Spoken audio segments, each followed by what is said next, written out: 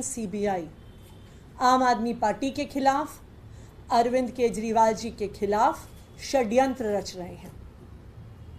यह षड्यंत्र पिछले 2 साल से चल रहा है, लेकिन इस षड्यंत्र का प्रमाण पूरे देश के सामने आज आ गया है। कल सुप्रीम कोर्ट में अरविंद केजरीवाल जी की बेल की हियरिंग थी। उस बेल की हियरिंग में भारतीय जनता पार्टी की सीबीआई ने सुप्रीम कोर्ट के सामने खड़े होकर बोला कि हमें इस मामले में एफिडेविट फाइल करने में समय चाहिए। आज हियरिंग मत करिए, हमें 1 हफ्ते का समय दीजिए, हमें 2 हफ्ते का समय दीजिए, हमें एफिडेविट फाइल करने में समय चाहिए। सुप्रीम कोर्ट भी क्या करता, जब वहां पे सीबीआई का वकील खड़े होकर बोलते हैं, केंद्र सरकार की सीबीआई बोलती है कि हमें समय चाहिए, तो सुप्रीम कोर्ट ने भी समय दिया और 2 हफ्ते बाद की तारीख अरविंद केजरीवाल जी के केस की लगा दी। लेकिन आज जिस एफिडेविट पर सीबीआई ने कहा कि हमें फाइल करने के लिए 1 हफ्ते का समय चाहिए, आज वो एफिडेविट दिल्ली के देश के हर अखबार में छपा हुआ है। इसका क्या मतलब है कि जो एफिडेविट सीबीआई कह रही थी कि हमने तैयार नहीं किया, हमें तैयारी के लिए 1 हफ्ते का समय चाहिए, तो वो आज देश के हर अखबार में कैसे छप गया? इसका मतलब है एफिडेविट तैयार था।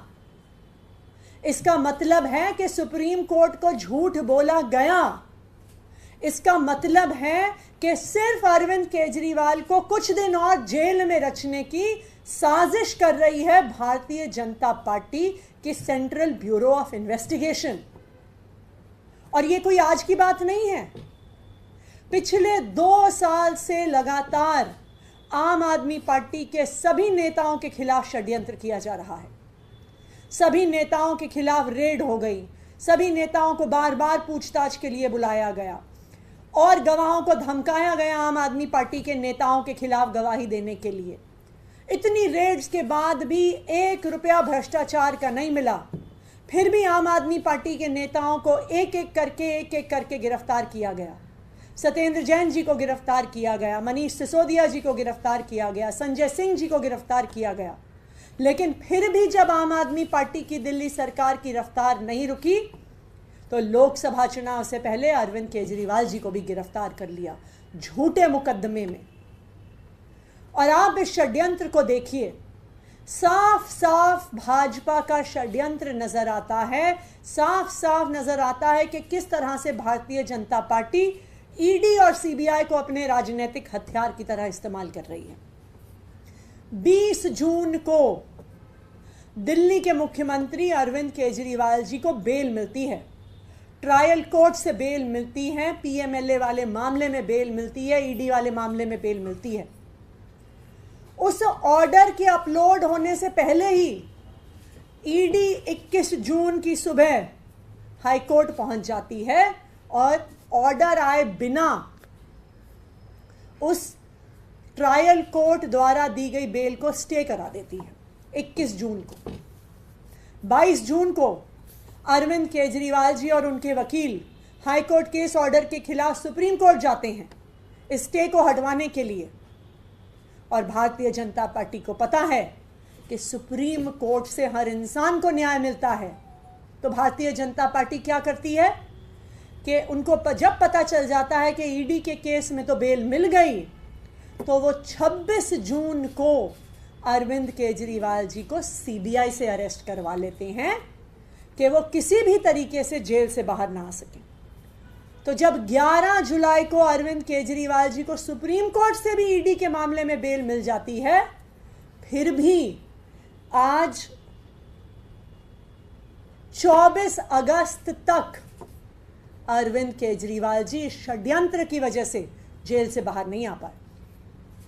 जब अरविंद केजरीवाल जी का ये मामला, सीबीआई की गिरफ्तारी का मामला सुप्रीम कोर्ट पहुंचता है, सीबीआई को 2 हफ्ते मिलते हैं, उनको जवाब फाइल करने को दिया जाता है। तो कल कोर्ट में सीबीआई आके खड़ी हो जाती है और कहती है कि हमें और समय चाहिए। ये अखबार इस बात को साबित कर देते हैं कि सीबीआई को समय नहीं चाहिए था। सीबीआई अपना एफिडेविट अखबार में दे सकती है, मीडिया को रिलीज कर सकती है, लेकिन सुप्रीम कोर्ट को नहीं दे सकती, क्योंकि उनको अरविंद केजरीवाल को लंबे से लंबे समय तक जेल में रखना है। और ये पहली बार नहीं है। जब मनीष सिसोदिया जी का केस सुप्रीम कोर्ट में लगा तो इन्होंने बिल्कुल वही चीज करी। 15 जुलाई को हियरिंग थी मनीष सिसोदिया जी को। इसी तरह से भारतीय जनता पार्टी की ईडी और सीबीआई आके सुप्रीम कोर्ट को कहते हैं कि हमें और समय चाहिए, हम जवाब नहीं फाइल कर पाए हैं, और उसी वजह से 15 जुलाई की हियरिंग 29 जुलाई तक पोस्टपोन हो जाती है। लेकिन मैं भारतीय जनता पार्टी को ये कहना चाहूंगी कि वो चाहे जितनी भी कोशिश कर लें, जीत आखिरकार सच्चाई की होती है, जीत आखिरकार सच की होती है, जीत आखिरकार सत्य की होती है। हमने मनीष सिसोदिया जी के केस में भी देखा कि ईडी की तमाम कोशिशों के बावजूद, सीबीआई की तमाम कोशिशों के बावजूद उन्हें आखिरकार सुप्रीम कोर्ट से राहत मिली। और हमें इस बात का भी भरोसा है कि अरविंद केजरीवाल जी भी जल्द दिल्ली वालों के बीच में आएंगे। भारतीय जनता पार्टी का हर षड्यंत्र जो वो सीबीआई के माध्यम से रच रही है, ईडी के माध्यम से रच रही है, हर षड्यंत्र उनका फेल होगा। Thank you.